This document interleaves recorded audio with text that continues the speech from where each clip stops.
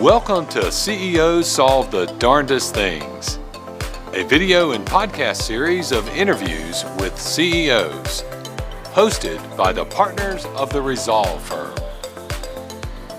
Hi, thanks for joining us for CEOs Solve the Darndest Things. I'm Sharon Fruits, and today we have Patrick Kelley from Critical Path Security joining us. Patrick, thanks for joining us. Hey, thank you. It's great to be here. Yeah, great. So tell me a little bit about your company and what you do. Certainly. I'm a CTO of a company called Critical Path Security. The goal of Critical Path Security is to lower the poverty line of smaller, mid-sized companies getting a stronger security posture so that they can be resilient to cyber attacks around the world. We are a company that's based largely on the East Coast, but we do have international office, international presence. We tend to focus on financial, small to medium business, mid-sized enterprise, and ultra-high net worth individuals. Okay. How did you get into this field? It's fascinating to me. What's the story behind it? So it's interesting that you ask, because this question was asked me earlier this morning. Someone had approached me after a meeting and said, I'm trying to figure out what I want to be when I grow up. And my joking response was, well, me too. I'm very fortunate. Ever since I was younger, I always knew that this is where I was going to go. And there was a couple different things that piqued my interest. But I was very fortunate to have a father that was in the financial industry, and he was in insurance. And the company that he worked for had a computer, that he would be able to use from home. And this is a time when computers are about the price of a nice, mid-sized automobile. So I had the fortune of having access to that. Now, obviously being that expensive, when he would step away or go to church or go to a business meeting, I would go and pick it apart. And it always been very inquisitive. So, I entered information security before it was really a thing. It was something that we kind of thought about from time to time. But I was here sort of when it was born. And it's kind of the way that we see it today. And I can say that what I thought it was going to be 20, 25 years ago is far different than where we are now. And it's continuing to change. Every day. Yeah, very quickly. Yeah, it's certainly one of those industries where the level of change and how rapid it takes place, it requires a very unique individual that wants to be a perpetual learner, someone that can kind of, when they're surrounded by stress, they can actually kind of be formed and turn a product where it may be complicated for someone else to be able to do that. Patrick, I know that you and your company do a lot of things for charity. Yes. Tell me a couple of them. I know we don't have time to get into all of them because Of you course. do so much, but I think it's great. Yeah, we giving back is extremely important to us, and I have the best group of people that work with me. I hate to even say they work for me, but these are amazing people. And two things that we did this year that I think have just been really crazy, really cool, is there were some tornadoes that took place in Alabama, and was a great deal of destruction, a lot of people displaced. I had sent a message in an email one evening and said, hey, tomorrow, if you could bring some things in, I'm going to take it down to, to be taken to the delivery spot for relief. So I showed up the next morning, and there was over $1,000.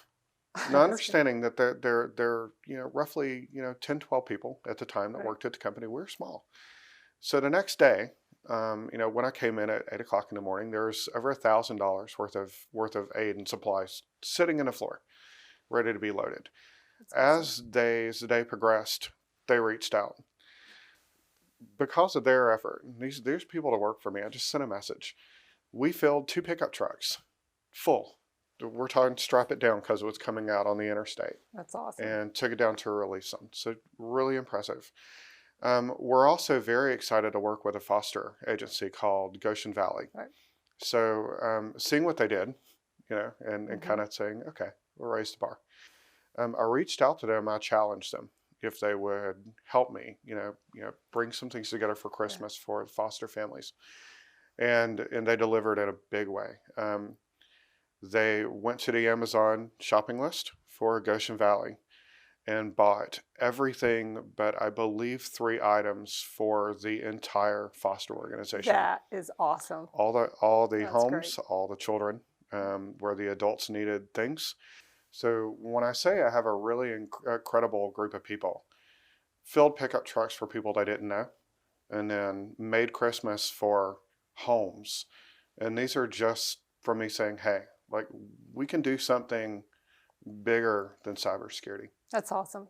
Thank you for sharing that. That's great. Thank you. It's important. So let's get into some of the conundrums that you faced. I think the audience will find that interesting. What are some things that were challenges that you had to figure out? What did you learn from them? And maybe what did you learn that wasn't such a bright thing to do? Yeah. Let's start with the humorous ones first. Okay. What did I learn that wasn't the bright thing to do? Information security, it originally started with hackers. We were kind of in a true sense, not so much in where we are now, where it's kind of been interchangeable with cyber criminals. But we were individuals that were just curious, about how things worked and how things were connected. And we didn't have, search engines and Google and things around us to where we could just go and get information. We had to go find it. And so, the hacker mentality is one that can take something that was maybe intended to do a thing, but we can find ways to make it do many things. It's a desire to learn and to constantly kind of figure things out.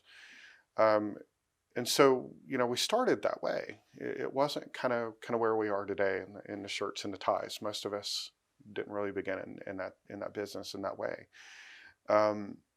So some of the less intelligent things that I did is, in my younger age, I would break in, to networks and break into computers and servers and break into governments and didn't really understand the ramifications or the legality around that. Wow. That maybe you shouldn't just because you can. So I had some near misses. I had some interesting conversations, when I was much younger around, maybe you shouldn't be in this because next time, the outcome is going to be far different. So, what I learned that I didn't know is that though my intent wasn't nefarious and it wasn't malicious, there are rules, there are constructs, and there are things that, some integrity that we have to adhere to. That I think, unfortunately, with how fast the industry is growing, I think that's missed right now. So I know we talked the other day about the issue of being able to manage the regulatory issues and also making your customers feel comfortable with the fact that you guys are ethical and you operate in a good legal manner. What do you do? What have you seen around the conundrums that you face making your customers feel comfortable with that? Yeah, I mean, so the interesting problem that we have, right, is that when we're hired, we're asked to intentionally go find all the vulnerabilities. And it's not necessarily just the vulnerabilities in a computer. It could be the vulnerabilities in how an organization or executive is distributing information about them. It could be sensitive information about stuff that's being saved on servers. So if we're working with healthcare, that could be test results, for someone that would really rather these things be kept private. As we're seeing, an even greater convergence of the mobile worker, we're finding that there's a blend of personal information, landing on company-owned and organizationally owned assets, right? So they're understanding that when they hire us initially, and they may not know us, that our whole goal is to go and find all of the terrible things. And there may be artifacts, that we may find about an individual, about a person. Like, a use case is if someone has an iPhone, a personal iPhone, and they go work and they want to listen to iTunes and they plug it into their computer, their office computer, right? Well, there's a full sync of the data from their iPhone onto that company on device. And when I say full sync, it's everything. It's contacts, it's messages, it's photos. It's photos that you would never want anyone other than that person that it was sent to see. But this is where, when we go in, we have to understand, that when you're working with an ultra high net worth person, you're working with a celebrity, or you're working with a music artist or a sports figure, that we may have very, very sensitive information in front of us about them, about their children, about their businesses, everything from their finances. So when we hire people, it's incredibly important, to them, that, and to the customer and to us, that these individuals know that you're not going in and just replacing a sound card. You're not fixing a printer. You're being tasked with going and finding the most delicate information there could be. And you have to treat that with the utmost integrity. And it has to be done that way every time. Should that not be adhered to, we start seeing things like the iPhone hacks and the photos and things that were leaked around, celebrities and some customers of ours at the time. So how do you convince your customers to feel safe knowing that you and your team are going to get the keys to the kingdom in a lot of cases and have access to all of their information? How do you solve that problem? So that largely that takes time. It takes building a reputation. We can't use our customers as use cases. So for instance, I can't go sit down with you and say, well, I just got back from, say, Coca-Cola, and I can't tell you all the things that I did there. And it's a clear understanding that what happens between you and I and my team and your organization, it stays right here. But it's also important that we go and we have certain individuals that, should there be some understanding or reinforcement of who we are, that they're forthcoming enough about where we've been and what we've done with them, that they can explain that. They came in and they handled this with integrity. They handled this with complete professionalism. And you just have to build that, over 20 years. It's been very important to me, and it's shown through our customers and through our companies that we're not often early, and we're never late. We're always on time. That's a tenet that I built into every company that I have. We always start on time. We deliver on time. Not really early, never late, but make sure that we do exactly what we say we're going to do. Even the simplest things. So, for instance, if one of my staff members commits to having a meeting, and it could just be dropping by to shake someone's hand, even if the other meetings cancel, we will get on an airplane. We will fly to that city to shake someone's hand. If you can't do something so simple as shaking someone's hand, when you say you'll do it every time, then how could you trust them to do something else? I think that's an important message for everybody. Deliver on the commitments. Every commitment. Every commitment. There is no commitment that is insignificant when you're building a reputation that you're going to do exactly what you say you're going to do. I think that's good advice. It's intense. Right. So that's a high bar. Yeah. So tell me a little bit more about scaling. That's certainly one issue you've dealt with as you've scaled and added people, building the confidence to trust. But what are some other things? I think resources is another issue that I hear is hard challenge today in your field. Yes. Any thoughts or advice on how you've tackled that? I always sigh heavily because resources, that's a thing that's the hardest thing for me to solve. The problem space is easy. I've been around it a while. And oddly enough, mostly the financial problems are solved. But resources, people. Again, that kind of comes back to what's your reputation, as a leader. So having resources falls on two things. It's one, retention. First and foremost, if you hire someone And the average, kind of lifespan of an information security, professional in a company is about a year and a half. Why is that? That's interesting. Money and stress. Okay. You know, it's relatively, and I use relatively, kind of loosely here, maybe a little too cavalierly, but resources from a money point of view are often a little bit easier to solve in my space. Because of what we do. Quality is a premium, and our customers are okay with that premium. But here's where it kind of falls in, and I think where this will help, other leaders and CEOs and those who are coming up. Retention is the most important thing. You're going to train this person. Right. You're going to build this person. You're going to roll them into an established culture. And we're not printing T-shirts. We're flying to other countries. We're handling extremely sensitive information. Sometimes we're doing incident response, where an portion of energy grid has been taken over.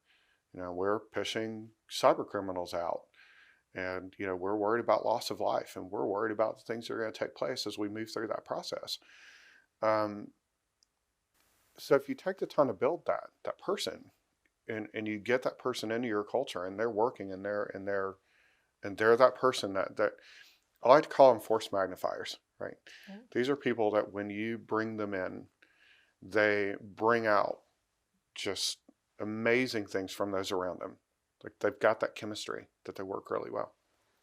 So retention's really important. And then thoroughly vetting who we bring in is extraordinarily important. The majority of our hires are not from LinkedIn. The majority of them are people that have come to us at conferences. They've talked to us. We've formed a relationship. We understand what they do and how they operate. So it's incredibly important for us to make sure that we have a really deep understanding about this person. And then this is what makes it special. This is where we're different. Myself and my directors, we don't look at our employees as employee numbers.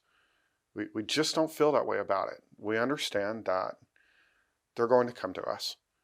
And the average lifespan in an organization is about a year and a half. So we know that.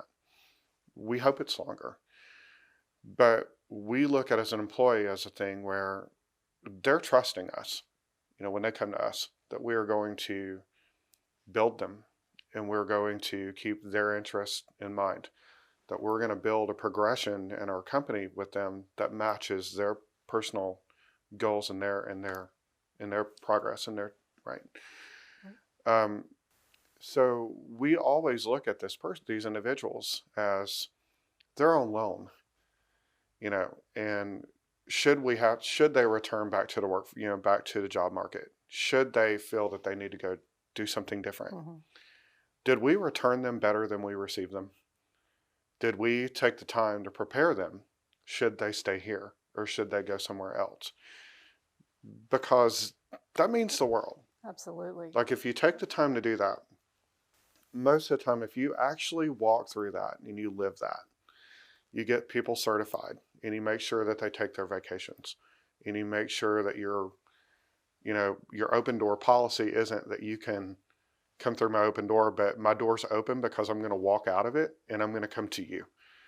And I'm going to find out how you're doing personally. I'm going to find out how you're doing professionally. And I'm going to make sure that these goals are being met personally as well as in our organization. Because the retention rate changes entirely.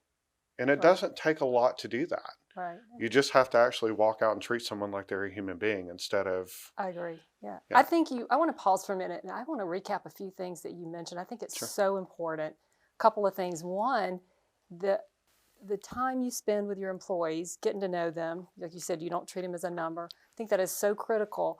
But even before that process begins, you mentioned that you really get to know folks before you hire them. Mm-hmm. And that is one thing we encourage the customers that we work with to do, is spend significant amount of time on the front end, vetting your folks before you hire them, because it's expensive to turn over employees. And you also do another thing that's very important to people. You take the time to make sure they get trained, they upgrade their skills, Right. So I think those are very important lessons to share with others. That's a good way to increase your retention rates. You're doing some good stuff with your employees. Let's switch gears a little bit and talk about your industry. What's going on? What's the future? What do you see happening? Certainly. Especially around, wow, all the things going on with the cybersecurity threats. Yes. So important to note, to those that are tuning in for this, the world's changing. The threats are changing very quickly. When we look back to 10 years ago, most of the most of the attacks we saw were phishing. They were simple emails that were looking for money to be sent to another place, to another country. And occasionally we would call and try to coerce passwords out. So what's changed is last year there were 465 million personal records that were leaked out onto the internet. Wow. And that included usernames, passwords, addresses, dates of birth, allergies, passport photos. So understanding that, as the threats have changed, the information that we were trying to, keep close to us, much of it has already been leaked.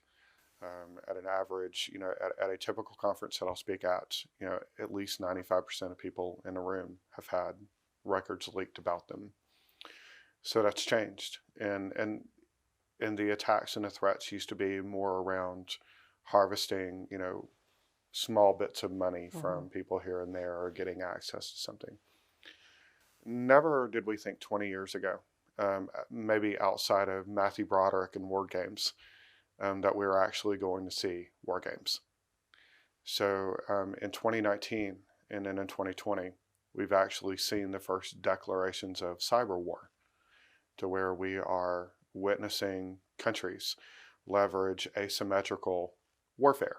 So to kind of put that in quick perspective, most wars, World War I, World War II, and the ones leading up to that were largely physical. Right.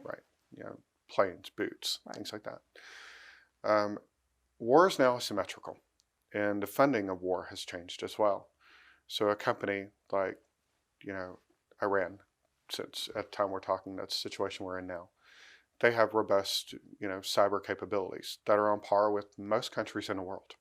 So even though the countries don't have the physical military might that the United States have, they do have in some ways comparable cyber attacks and might.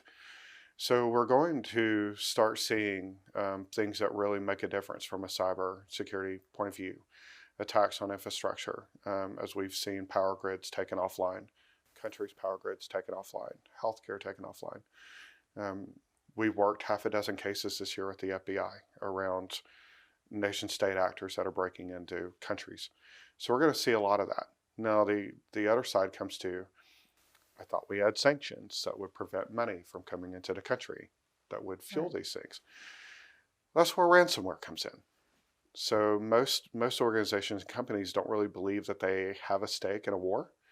When in actuality, when you're paying Bitcoin and cryptocurrency ransoms, a large portion of those ransoms are actually going back to companies like North Korea, Iran. That's actually how they're taking the money in and bypassing sanctions so that they can pay for nuclear proliferation. They're using that to pay salaries for hackers. And in those countries, hackers are not viewed as cyber criminals.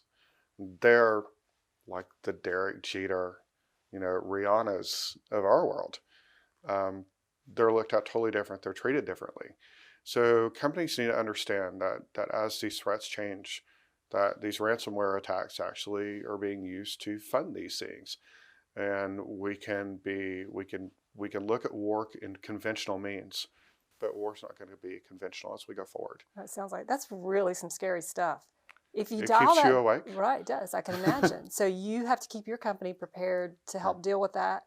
If we dial that down specifically to some of your current customers, what are some things that they're facing that may not be at that level, but are things that you need to help them address? And how do you help them be aware of all these new things that are coming down the pike? Great question. The upside is the kind of the shining light at the end of this tunnel is that most of the ways that ransomware and these attacks are taking place are easily avoidable. You usually don't cost the company any money. It's just applying software patches that are provided by the vendors for free. It's using secure passwords. It's using two-factor authentication. All of these things are free. Using password managers, which, they're free. We're brought into more complicated cases where we're going in to determine how data is moving around, and does it fall in line with regulatory compliance? And if something were to happen, do we have secondary safeguards? Do we have defense in depth? So if credentials are compromised, do we have a way of securing the data that's associated with that person? The important thing for organizations to do at this time is just stay educated, and work with professionals. Critical Path, for instance, we offer 3 hours up front of free consultation with one of my seniors. That's great. So that they can, so it's not a money problem. It's not a money decision for a company to understand, what their security posture is. Then they can make a decision, based on what they want to do with that. But, again, Critical Path has tried to find ways to remove blockers from companies to at least understand, where they are and kind of an idea of where they need to go. Because the only way, we're going to solve this is to start solving this very quickly and making it approachable.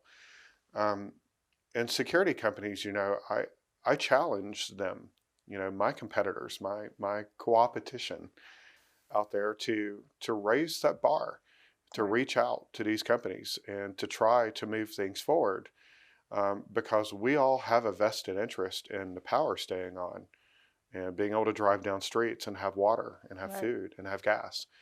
So, I challenge, the companies that we're working in this industry with to take a step forward and to lean in. Right. That's great. Patrick, this has been amazing. I appreciate you so much coming today. Yeah, I'm glad to be here. Thank you for joining us. I hope everybody learned something. And I think one thing to remember is start small. Educate yourself on what is important to know. Patrick, thank you again.